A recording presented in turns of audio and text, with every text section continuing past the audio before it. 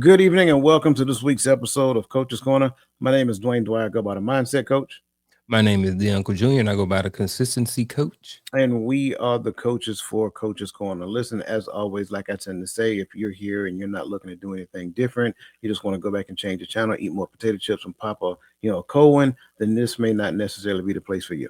But if you are here and you're looking to change your life and be impactful in the lives of others, then you are destined to sit on your chair in your wherever you're sitting in, looking at your phone, your computer, your TV, and hearing the sounds of myself, the mindset coach, and my partner over here, the consistency coach. So, with that being said, let me address my brother C Square. How are you doing, my friend, and how's everything going? Man, I'm doing good, man.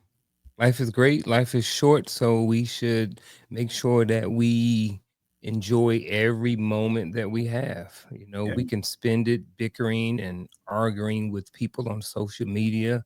Um, and if that's what you want to do, then that's up to you. yeah. However, life is short, and you could probably spend your time doing something else. Absolutely, absolutely. I agree with that 100%. And it's funny you say that, because it's like I find myself, and I know I mentioned this before, just reassessing relationships. And it's not that I have anything against anybody who spend time talking about certain things. It's just that those are the things that I don't necessarily spend my time, devote my time thinking into and talking about.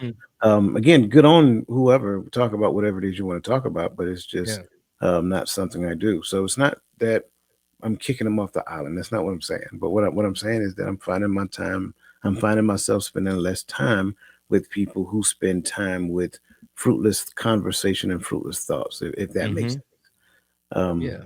so yeah, man, that's just It it. does. Sometimes I will get on social media because I don't spend a lot of time watching news and politics and following all of the things that goes on the news networks. I find myself wanting to occupy my time doing other things that Yeah. are just other things in general. So sometimes I will hear about conversations that's going on, popular topics and subjects, and sometimes I will just throw them out there on social media just to get some feedback, just to get different people's perspectives. But one of the things that I found out is that it seems like I get more of the same thing. I Hmm. get more of just what I see and what I try to avoid from being in certain places on social media. I find myself in that same space, just by posting something that may seem like a controversial subject at the time. So um maybe I think I'm over it, man. I think I'm just going to continue just going back to just going back and being in my hole and being in my bubble and just not getting people's perspectives about things. You know what I mean? And just, continuing to look for the information on my own without actually having to um do it on my page or my social. I'll go Sure. to the spaces where they are Yeah. having the conversations versus bringing the conversation to me. No, that makes a lot of sense. And again, what I said has nothing to do with what we do on social media, whatever the Yeah, case may be. absolutely. But for me, I don't really do a whole lot of posts, if you will, Mhm. on social media. Most of my social media posts are about what we got going on, this Yeah. particular show and stuff of that nature, and it's intentional. Um, Mhm. and to your point, if I want to find out more about this, I know where to go to find that out. So I'm with you on that one. Yeah. And I think that kind of reduces stress. I think being in some of those conversations to where it's just constant complaining and bickering about something with zero solutions. Nobody wants to do anything to help, you know, promote change. They just want to talk about how they feel about the status quo. Okay, that's okay for them. I don't want to Yeah. be in that situation. So that's just me. That's my thoughts. I had a guy using curse words and stuff at me Oh man. about a comment I put in. So I'm in one of a Jeep group, right? So I was in one of the Jeep groups and I had just posted a picture of some of the upgrades that we've done to the Jeep. And one of the guys was like, because I had upgraded some things. Pretty much, it was some cosmetic things, not in the engine. and Right. he pretty much had told me that I wasn't that those wasn't upgrades, and started cursing and stuff like that. And so I responded back with the actual definition of the word upgrade. And and the upgrade and the definition was exactly what I did. It talks about to change or to replace or to change certain parts, to upgrade, to increase, to add value. And that's exactly what I did. I Yeah. added pieces that were cosmetic that increased the value to me, not necessarily financial value, but increased Sure. the value to me. Yeah. So he didn't like the definition of the word. So I bid him a good day, and then I told him that I don't argue with women, and that was the last thing I posted. Very well. Very well. Very well. Very well. That was how I ended That's it. it. That is all, Every man. now and then, I'll get a little messy on there, and Hey, then man. I'll just that's why I don't, I understand, like, well, at the same time, I don't understand. I try to understand people's perspective when they say, I'm done with social media, I'm getting off social media." I'm not. I just won't go to those spaces. I just Right. won't make comments. I just won't post comments. I just won't read comments. Yeah. But I'm not gonna take away something that, that is, at this point, is part of my life and part of what I do. Right. So, I just, like I said, I'm just stay in spaces where I wanna go. I will go to them spaces, Yeah, and, man. if I wanna go to the rodeo, I'll go to the rodeo. I'm not bringing the rodeo to me. If I wanna go to see a fight, I'll go to a fight. I ain't gonna fight in my house. That's it. Mhm. That makes sense to me. Again, the benefit way greatly outweighs the Yeah. drawback. So yeah. Yeah, man. And we talking about we talking about mental health, and that's part of mental health, but I guess tonight we're gonna be talking about some physical health. Health. Healff. Healff. Health. That's Right? all right. Talking about health tonight, right? Ain't that what we say in our That's all right. community? Yeah. Health. All right. In the ambulance, right? But they go hand in hand. But yeah, man, the both of us, we spent we played sports growing up. We went to the military. We had to work out on a constant basis. And one of the things that I've always heard was that you got one body, so you better take care of it, man. Hmm. And I know that a lot of people don't take care of their bodies. I think the data's out there, and the statistics and data show that most people are not doing anything out there, taking care of their body. I just told somebody not too long ago that your health is, and your body is an investment, and it's long term. It's chess, and it's not checkers, man. So as we start getting into this conversation to this evening, man, what does it mean to invest in your health? You know what I mean? And why do you think so many people treat it as an afterthought versus a priority? People say, "Oh, well, I get to it when I can." It's really not something that we talk about and we preach. Yeah. You know, um. So, what are your thoughts? So initially, excuse me. Initially, my thoughts is focus on the word invest. Right. To invest in something means that I have to sacrifice something today, for something that I expect in the long term. And it kind of incorporates the law of sacrifice, right? Giving up something of a lesser value for something of a greater value.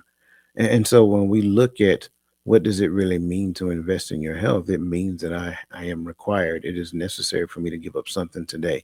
I may need to give up the cookies, I may need to give up the cakes and the ice creams, whatever the case may be. I didn't say totally deplete your life of it. I just say sacrifice it now or a portion of it now for a long term gain. I may need to wake up a little extra early so I can exercise like you do, before going to work. I may need to, instead of going to eat lunch, I may need to go swimming during lunch. I may need to go to the gym during lunch. When I get off work, instead of going straight home and cooking or whatever, I may need to stop by the gym and exercise, whatever. And that might just be just walking around the neighborhood, a couple of laps. So it's sacrificing something today for an expected return tomorrow, or more so long term. And why do so many treat it as if it's an afterthought instead of a priority? Well, because it's not something that's talked about a lot. It's not something that's taught a lot. It's not something that you see. as a foundational understanding of your upbringing. A lot of times this happens when there is something severe that is specific to an individual. So there's a health scare, or somebody with, close proximity you goes through a thing. And so because of those things, now you kind of got the heat turned up.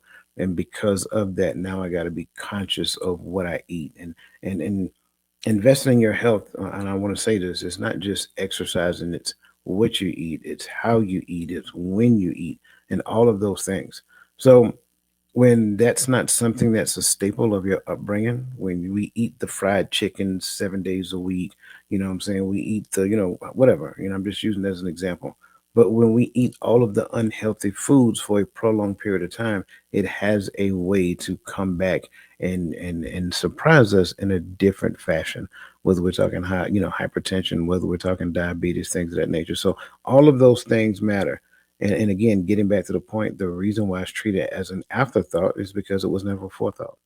When I'm looking at investing in your health, I like everything you said. I also want to add in, I like to think about it the same way we do with money. You know what I mean? When we invest in money, when we take our money and we invest in the stock market or whatever it is that we choose to invest in, at some point we're looking to get a return on our investment. When you invest in your health, that return is going to come later on in life. Yes, you're going to have some of it now. You can have access to the health that you have, excuse me, but also in the future, you may find yourself not going to as many doctor's appointments, being able to be mobile in your latter years, not having to wear a diaper. All of these things we may sit around and laugh at and joke about, and they seem funny. Ha ha, he. And yeah, it's funny until you 52 and you wearing a diaper. You know what I mean? Because you didn't take care of yourself growing up. And honestly, the thing about it is, reality of it is, I know a lot of people say that yes, we have these phones, we have these devices that we can pick up at any time and we can find the information. But I think a lot of reason why a lot of people treat it as an afterthought, because it's not something that is readily taught and passed down. Like, how many of us had parents who worked out?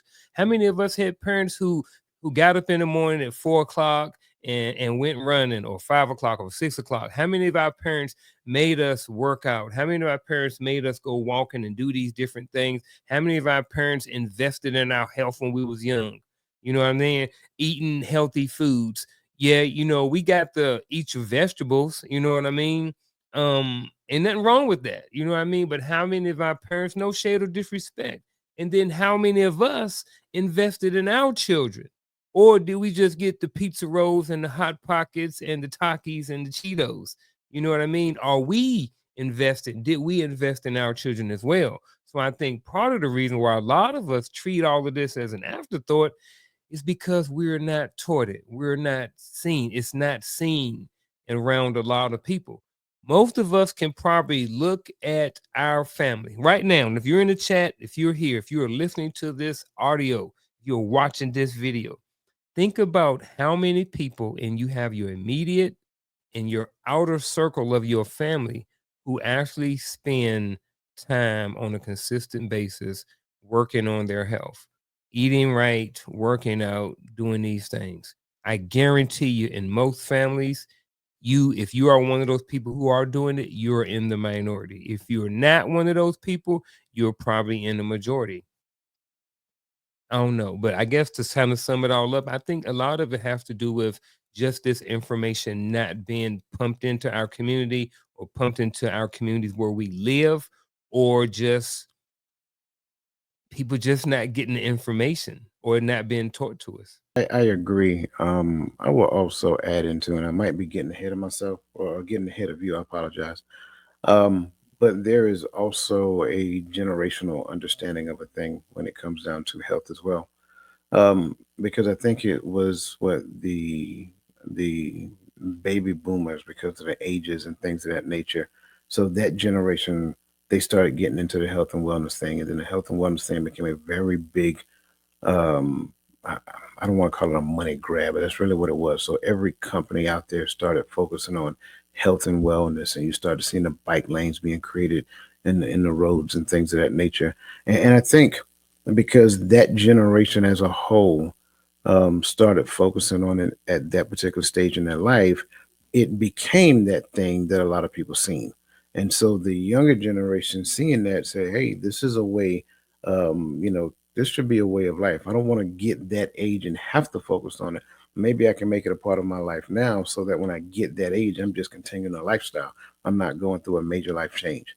So I will add that piece in as well because I agree, I said it as well.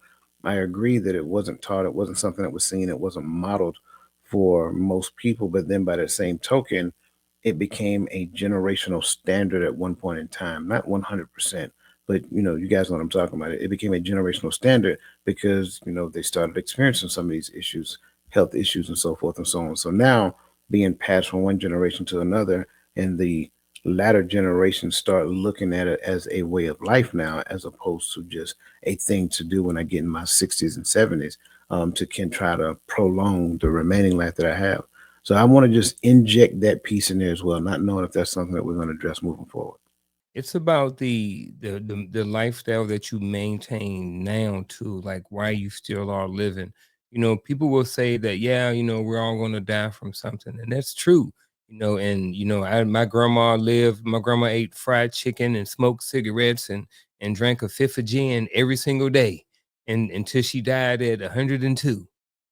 I mean, grandma was different. You know what I'm saying? But in most cases, you know what I mean? That's the exception to the rule.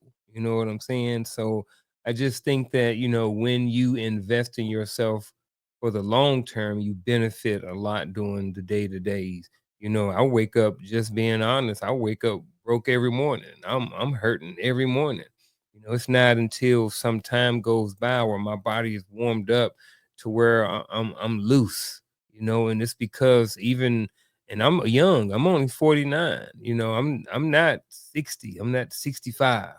But because of all of the taxing and different things that I've done on my body over the years, been in the military, now it's like I have to keep those some of those things up because I gotta, like the Tin Man oil can. When I'm in there and I'm loosening up and I'm stretching or I'm moving, that's like the oil for my joints.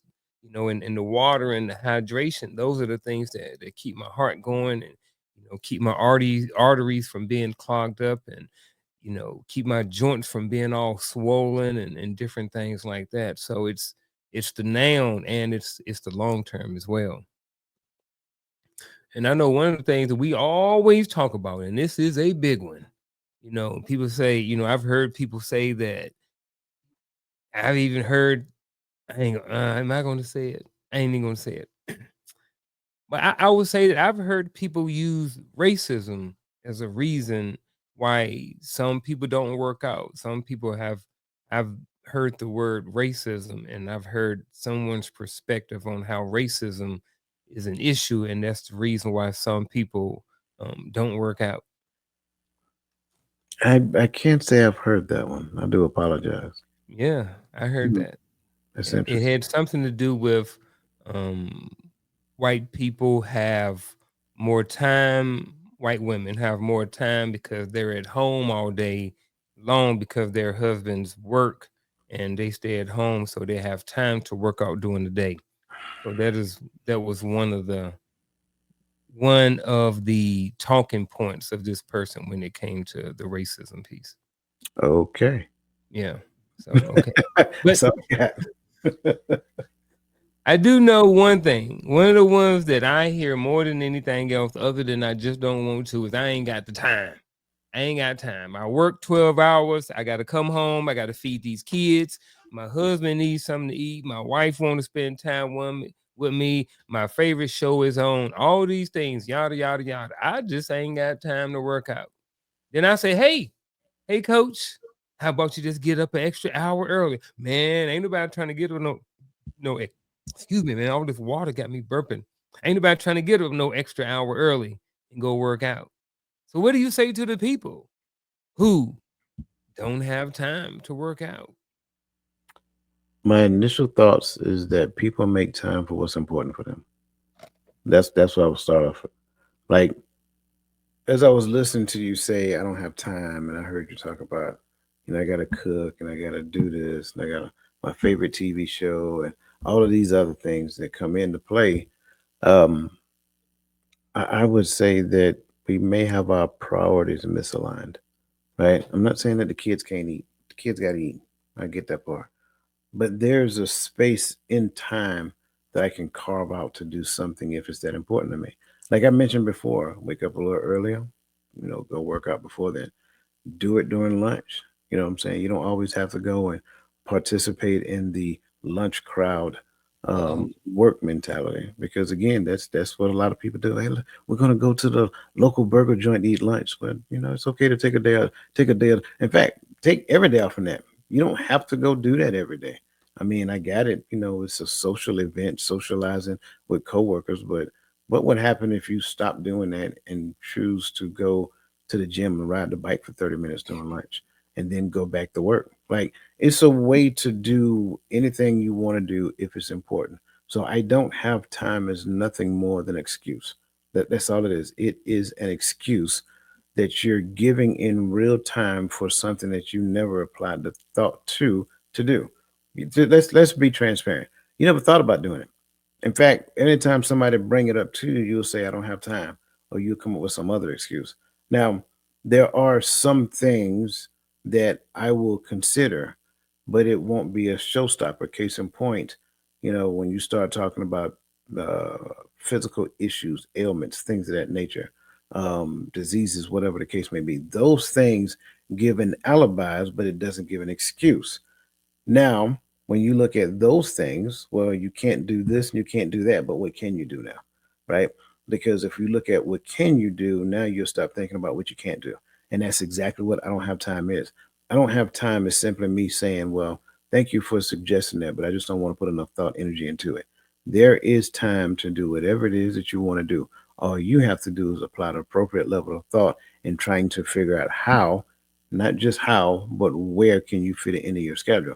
And because we called it an investment a few minutes ago, what might I need to sacrifice on my schedule in order for it to happen? One thing we can do to overcome the I don't have time mindset is to stop giving yourself a pass. Be accountable to your own self. A lot of times we don't have a problem holding any and everybody else accountable for certain different things. We got to be open and honest and hold ourselves accountable about certain things too. The I don't have time mindset is it's a closed mindset. You have to have an open mindset. You have to figure out, okay, it may look like I have time. It may look like I don't have time. But in all actuality, do I? One of the questions when I ask people, I said, "Well, did you go to sleep last night?" They said, "Yeah." I said, "Well, did you go to the bathroom?" They say, "Yeah." "But did you eat lunch?" "Yeah."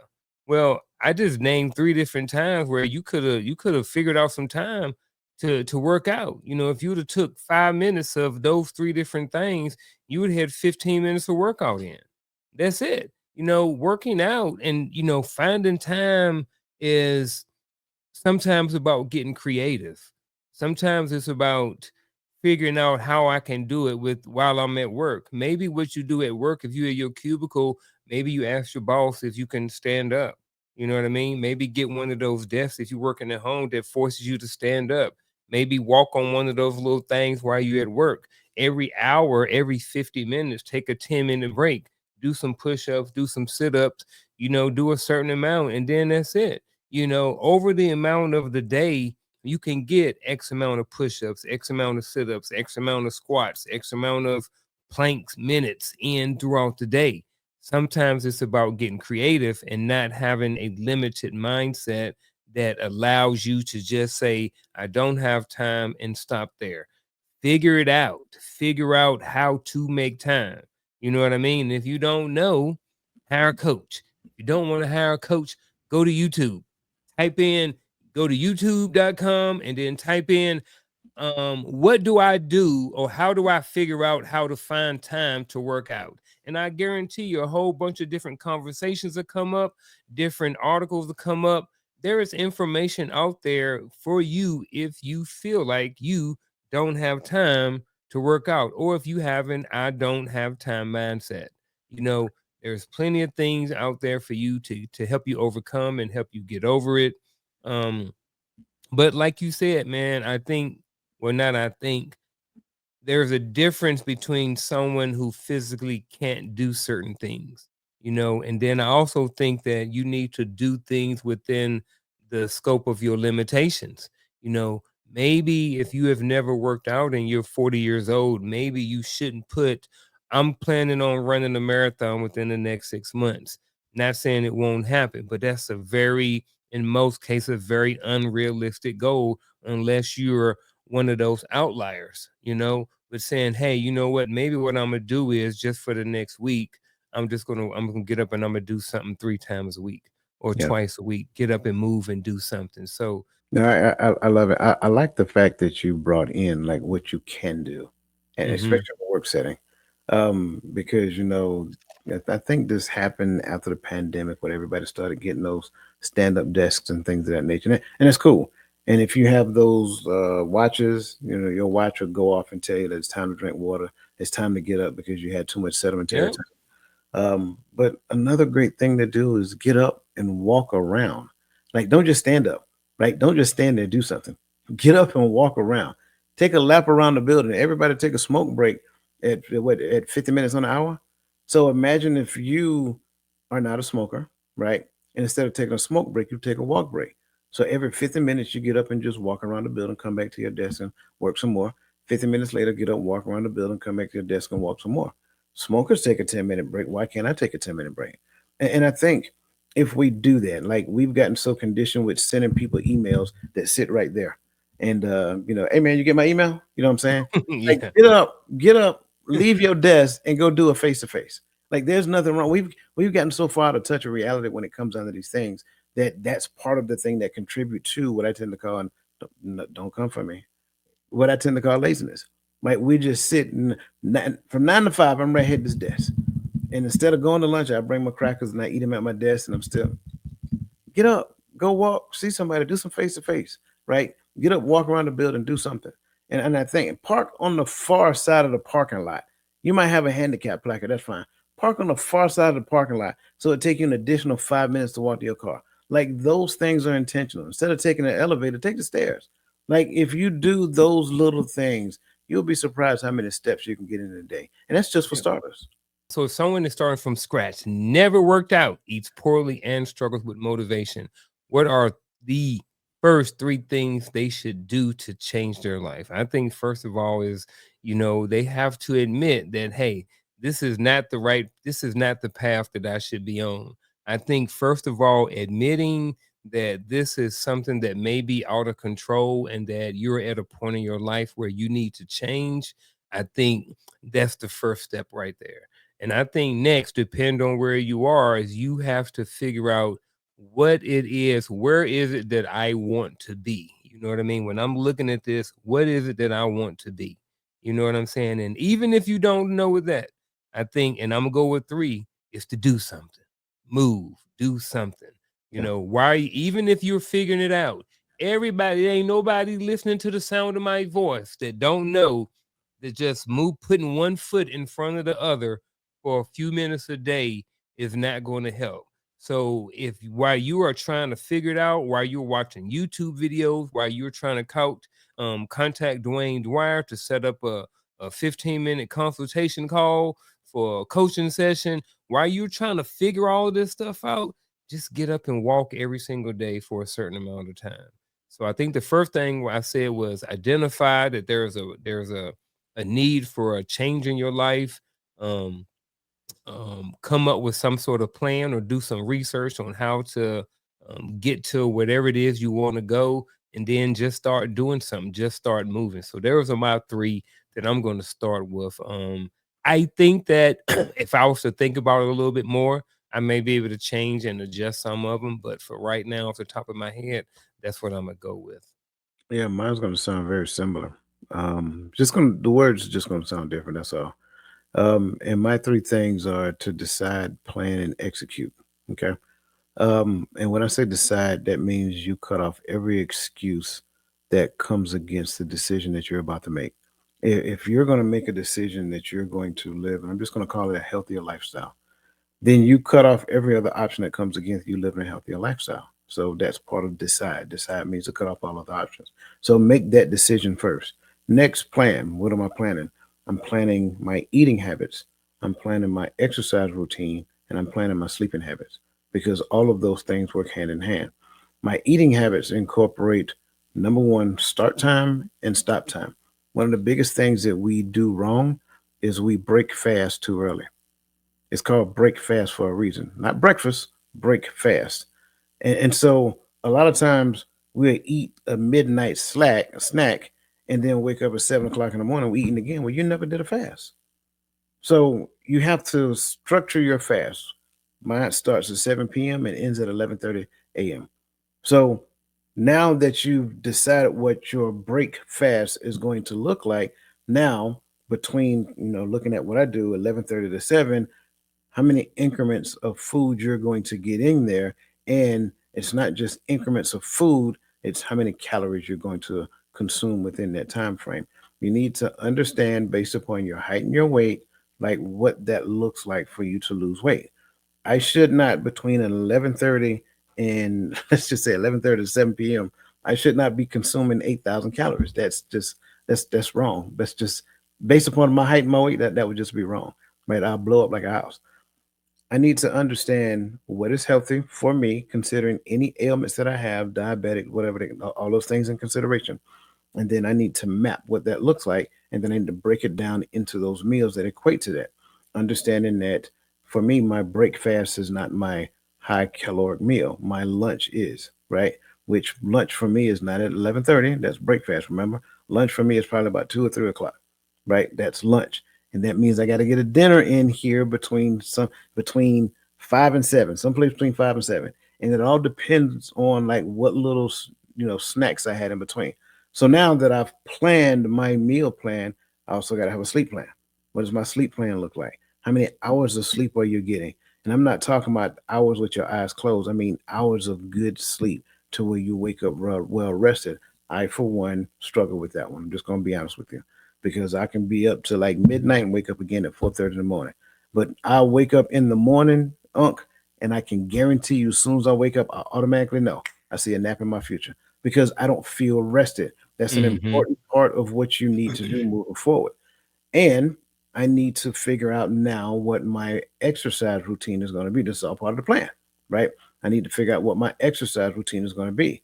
Am I going to be walking because I can't run? Am I going to be running because I need to run and I don't need to walk, or whatever that looks like? Am I going to be swimming, biking, rowing machine, jump rope, whatever that looks like? A combination of all of those things. Mr. Burpee over here can tell you what I'm talking about, right?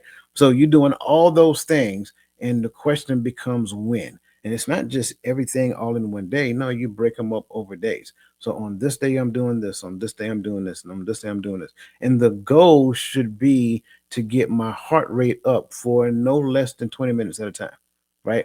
If I get my heart rate up in the army, we used to call it target heart rate, right? Um, if I get my heart rate up to a target heart rate, and all of this is Googleable. I said it, that's a word. Go check it out.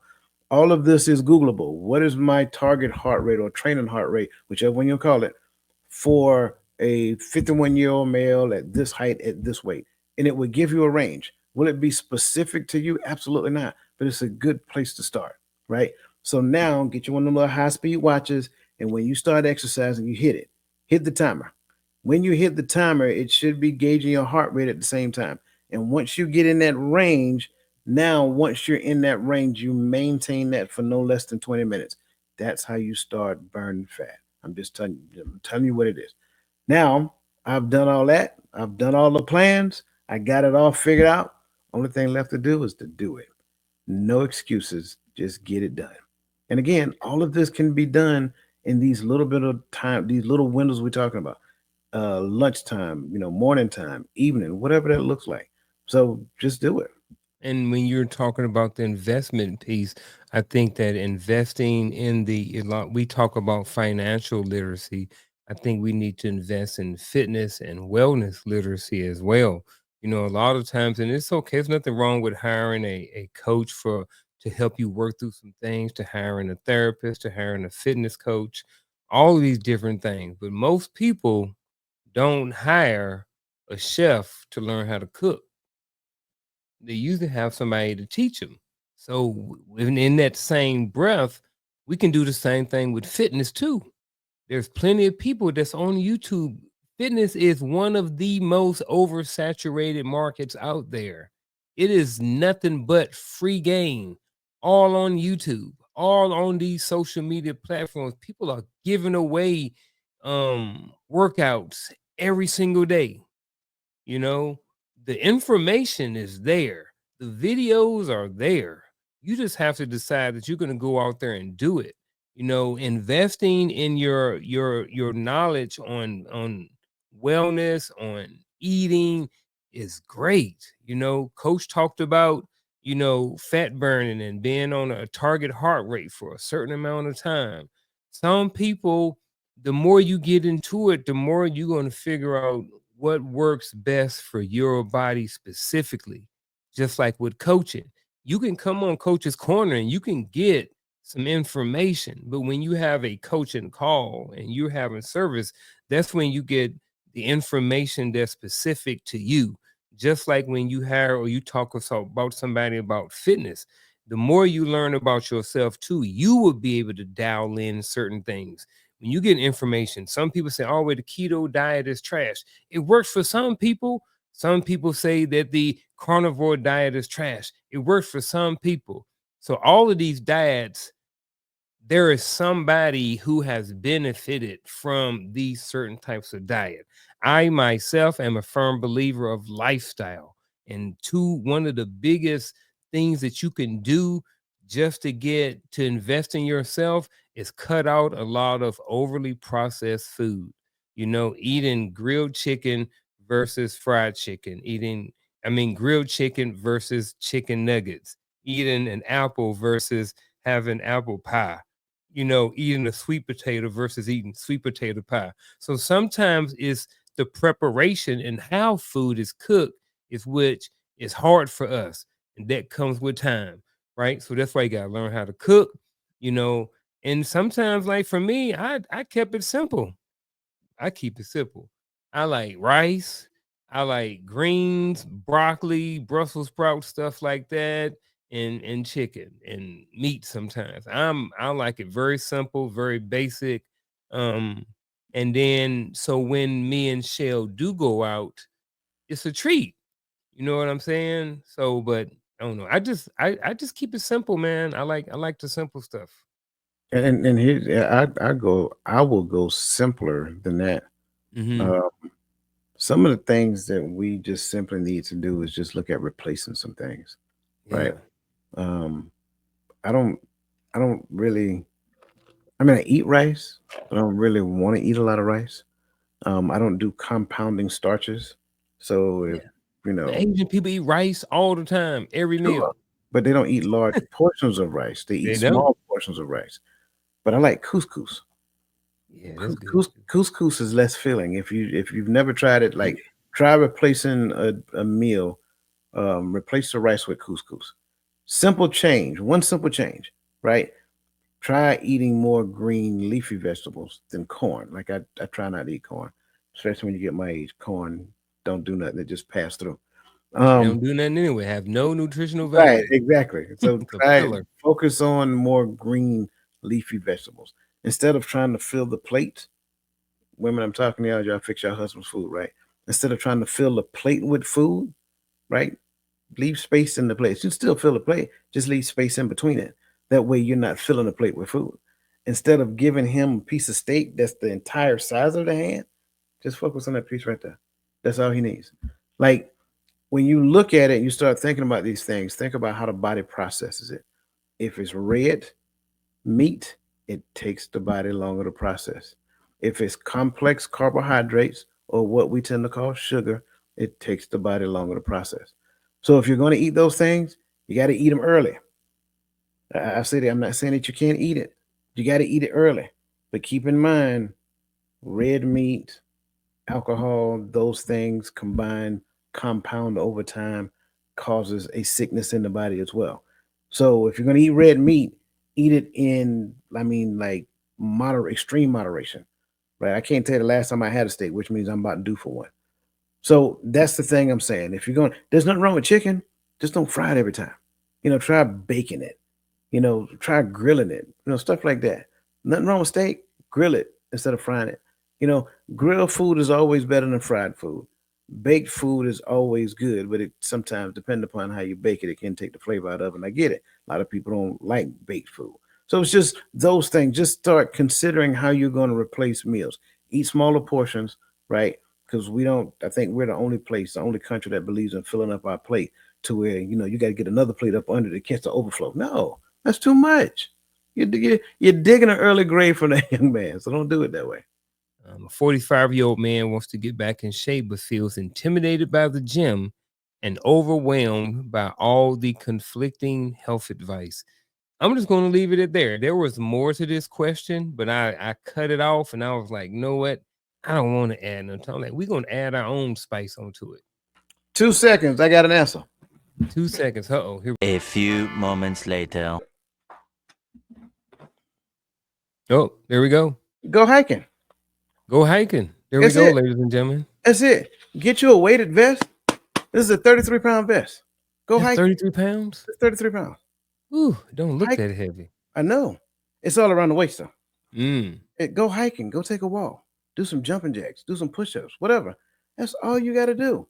If you're not hiking or walking or whatever, and it's one of those days to where it's like, let's just say low cardio, I call it that.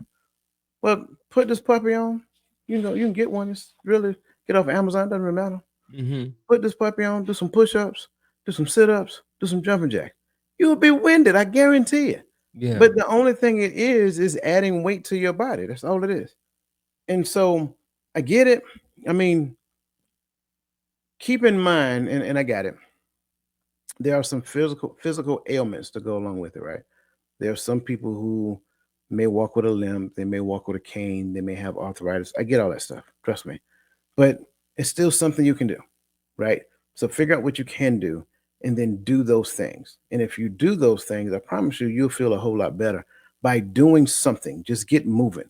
Like I said a couple of weeks ago, get off the couch, do something, right? Just get moving. And you'll start to feel good because you're moving now. And because you're moving now you'll want to do more of it because you're going to start to feel the benefits of it, not just from a feel good perspective, but eventually you're going to start looking a little different as well. And the last thing I say, stop listening to all that advice. Everybody got advice. I always say, and this is just what I tend to believe, you have facts, you have assumptions, you have opinions. I'm not even going to talk about the truth. I ain't going to talk about truth, the truth, and what is true. Facts, assumptions, opinion. Everybody's opinion is not quality opinion. It's not quantified opinion.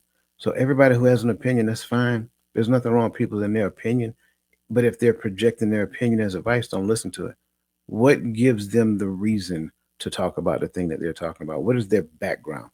Where do they come from to give them credibility to give an opinion, right?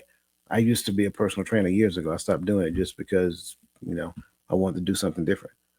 So that's how I would say it. That's what I would start out. If they don't have that type of background, they don't have the credentials, if they don't do it every day and they don't have the track record to say that they've done this and they've done that and they've done this, and they're not saying, well, this is what works for me, try and see if you like it and stuff of that nature. I question listening to that person. If you feel that they're giving you advice to say that this is what you must do, you're probably not a good person to listen to. So that's why I will start off with this. There's a lot in here that can be understood that's specific to the 45-year-old man. But for every 45-year-old man that has this question, that's why I would start off with do something, get off the couch, get moving, generate the heart rate, get the heart rate up, break a sweat, do something. I don't care if you got to go out there and cut the grass at a jog. If you're cutting the grass at a jog, I promise you, sweating and you're getting a workout. So do something, and that's kind of like where I go with this one. To the 45-year-old man out there who wants to get back into shape but feels intimidated to go to the gym and overwhelmed by all the conflicting health advice, my advice or what I would say to you is to, like you said, do something. Do something. If you're not going to hike, walk. If you're not going to walk, do planks. Do something. Figure out something to do. And it is. I just mentioned YouTube and how there was a lot of different things on YouTube. There's a lot of conflicting health advice. You just heard Coach talk about eating a little bit of meat and eating it within portions and a certain amount. There's a whole other group who believes in the carnivore diet, right? Who people who eat nothing but meat, and they can probably have data to back up whatever it is they saying too.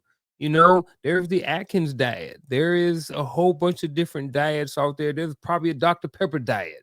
You know what I mean? Anytime you reduce your caloric intake, you're going to lose some weight. So in reality, a lot of these different diets can work, but they're diets for a reason because they're short term, and most people don't do well at maintaining diets. And that's why for me and probably Coach, we're on the side of lifestyle change and adjustment. However you eat and what you eat should be about a lifestyle and not just something you do to get into a certain outfit for a certain event. Nothing wrong with that, as that's going to be your starting motivation. But after that, keep it moving. So like for the 45-year-old man who wants to get back in shape but feel intimidated, you go to the gym. First of all, why are you intimidated at 45-year-old as a man? You know what I mean? To go into the gym. But however come, I understand it. You may be overweight. You may not be securing yourself at 45 years old. So I understand that too. So just go and do something. And then while you're trying to figure it out, you know what I mean? Call somebody. You know what I mean? Maybe hire a trainer. Nothing wrong with that. Nothing wrong with investing in your health and your fitness. Nothing wrong with paying somebody who knows more about it. Because when you paying for what people don't understand, here's I ain't gonna stay too long on my soapbox. But here's what people don't get sometimes, what they miss out by not paying for stuff. Sometimes when you pay for stuff, you get the cheat code. You get to point, you try to go from point A to point B.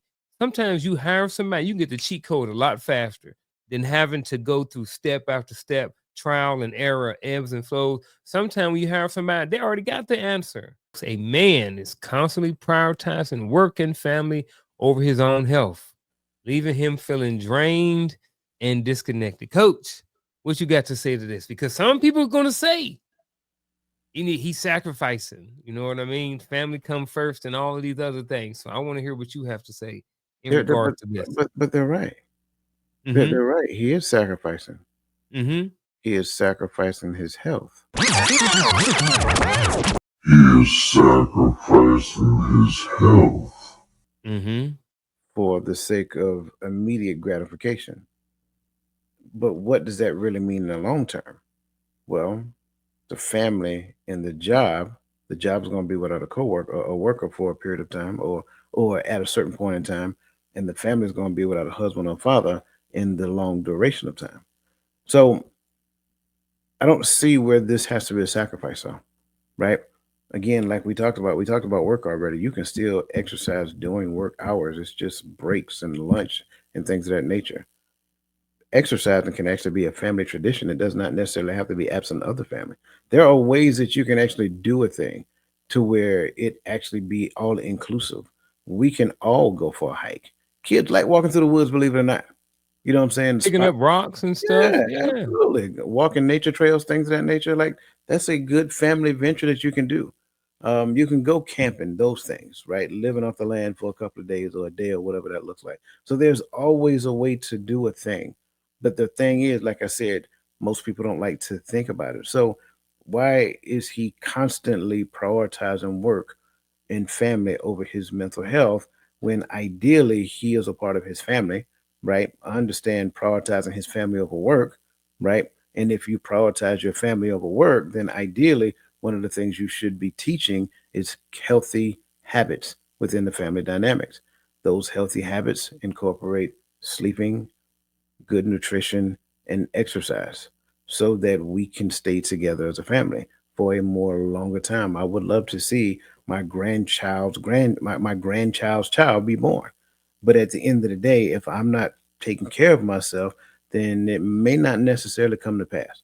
but the way that I can ensure that it does come to pass, or I'm sorry, not ensure, but the way that I can facilitate it coming to pass, because there's more to go into it, is actually making sure that I'm healthy, making sure that me and my spouse exercise, we eat healthy, we spend good quality time together, nurturing and taking care of one another and the kids at the same time, so that we have that healthy family unit. So long-winded response, but yeah, I think that was my answer. I think when it comes to the prioritization, I don't think that any man should prioritize his work or his family over his own health. Now, before people get upset, prioritizing is just stacking things. It doesn't mean that I'm neglecting my work and my family just because I'm prioritizing my health. I get up in the morning and I prioritize my health. Shell doesn't lack because I get up an hour early and prioritize my health. You know what I'm saying? So when this guy's prioritizing his work and his family, is leaving him drained and disconnected, like Coach said.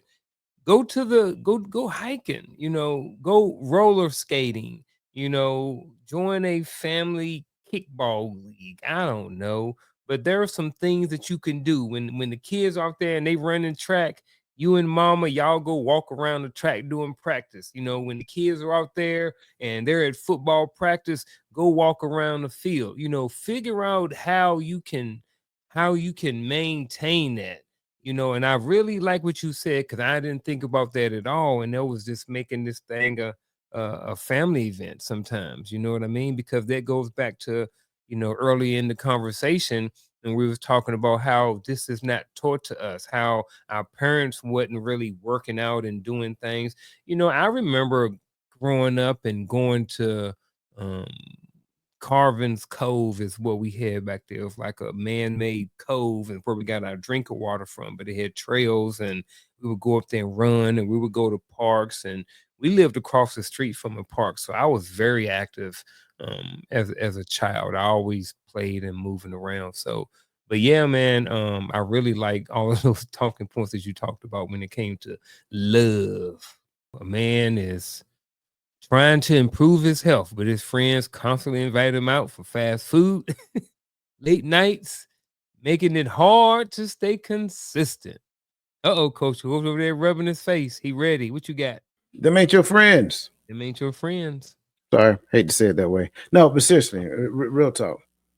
The question is whether or not you shared this newfound goal of yours with your friends. Mm, Because if you share this newfound goal of yours with your friends, now I can say if they're trying to get you or go against your goal, they're not your friends. But I also understand somebody else's mindset will say, well, is it not a friendly thing to ask them, do they want to go? I mean, it's still their decision. Sure, it is. But if I'm a friend, whatever you tell me that you want to do, I'm honoring that.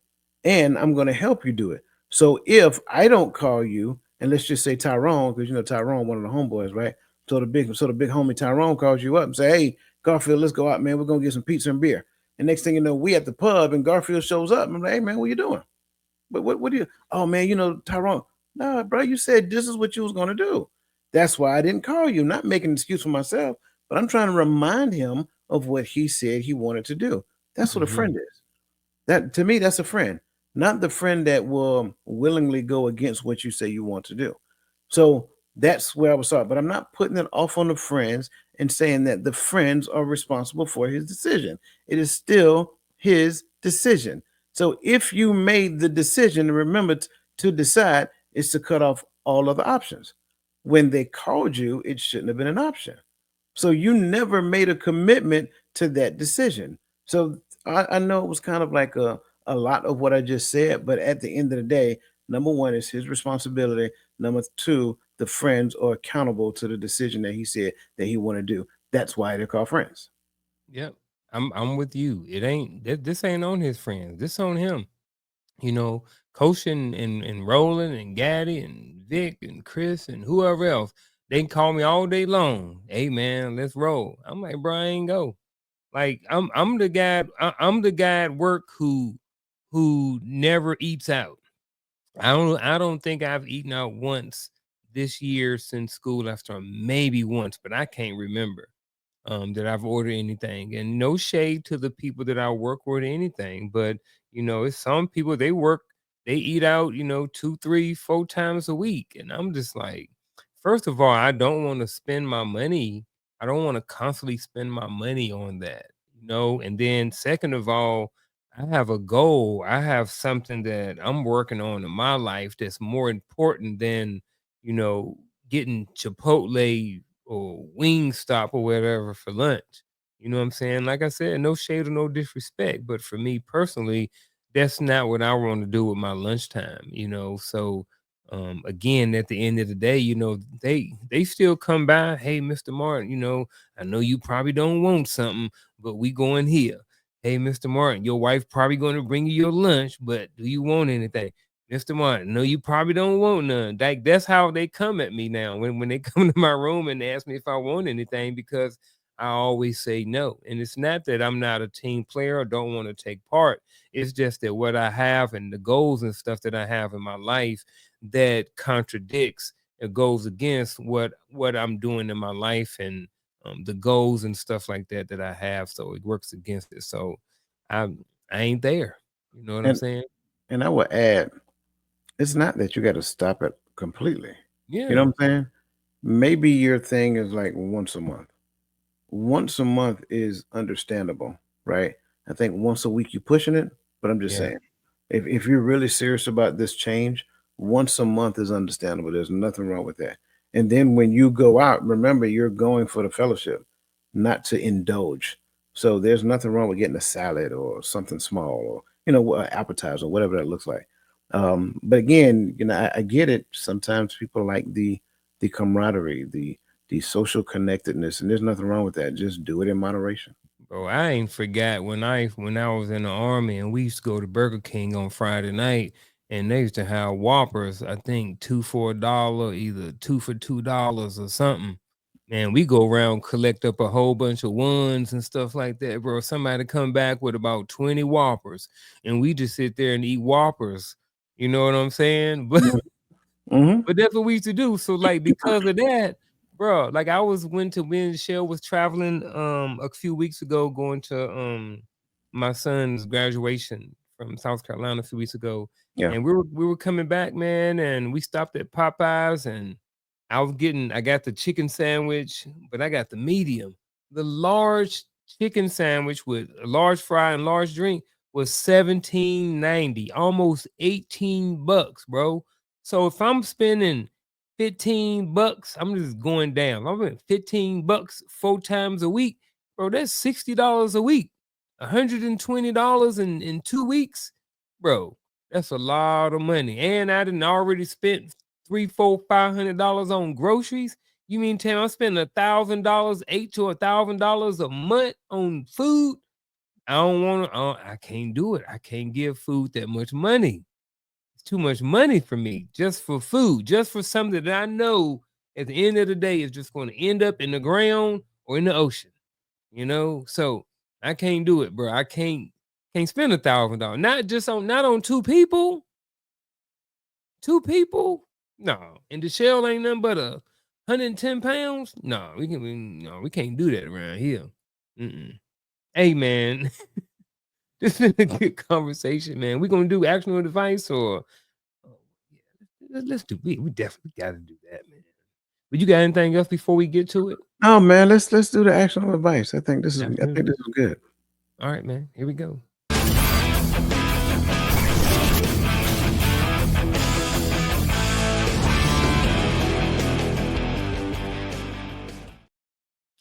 Blow you up. All right. I think this was a good conversation. I kind of gave my actionable advice previously, but I'm gonna give it again. Because I think it kind of goes along with what we were talking about. Three phases to what you need to do, right? Number one, you need to decide what that is. Like when I say decide, make a decision and cut off all other options that can go against that decision. Number two is plan, right? You need to plan what your sleep looks like. You need to plan what your eating cycle looks like. And you need to plan what your routines are. Okay. And again, when you're planning your eating cycle, make sure that you identify when you're going to stop eating for the evening, when you're going to break your fast in the morning. That's why it's called, again, break fast, breakfast.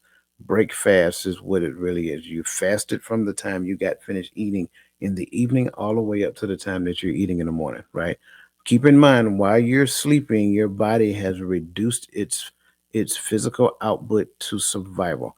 So you're not really burning a lot of calories during sleep. So that's what you keep in mind. If you really want to get something out of it, try a 24-hour fast. I got it. That might be a stretch for some people, but trust me when I tell you a 24-hour fast works.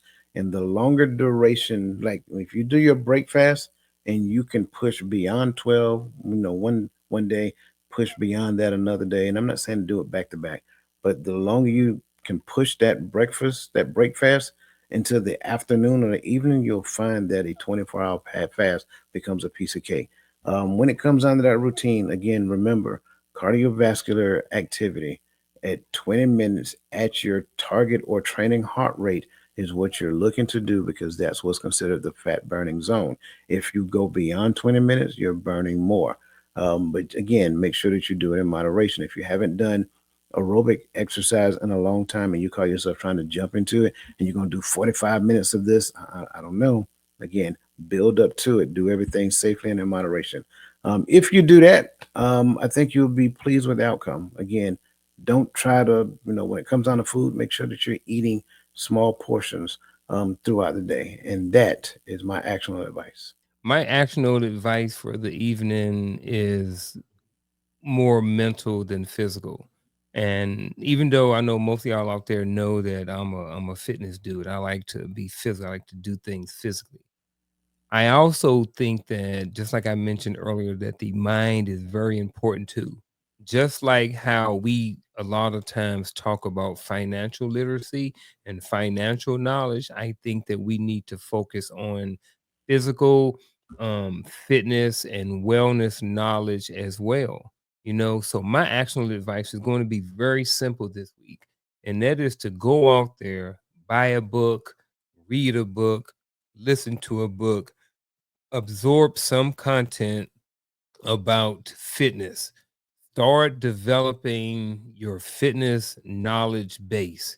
Start getting books and information about it. But start this week. Start with a book, a podcast. Start with some sort of fitness or wellness knowledge for the week.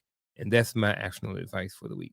Got anything else, brother? Man, this was a good conversation. I definitely know it could have went way longer. We probably could have got 2 or 3 hours out of it. But if they want more, they can always jump down.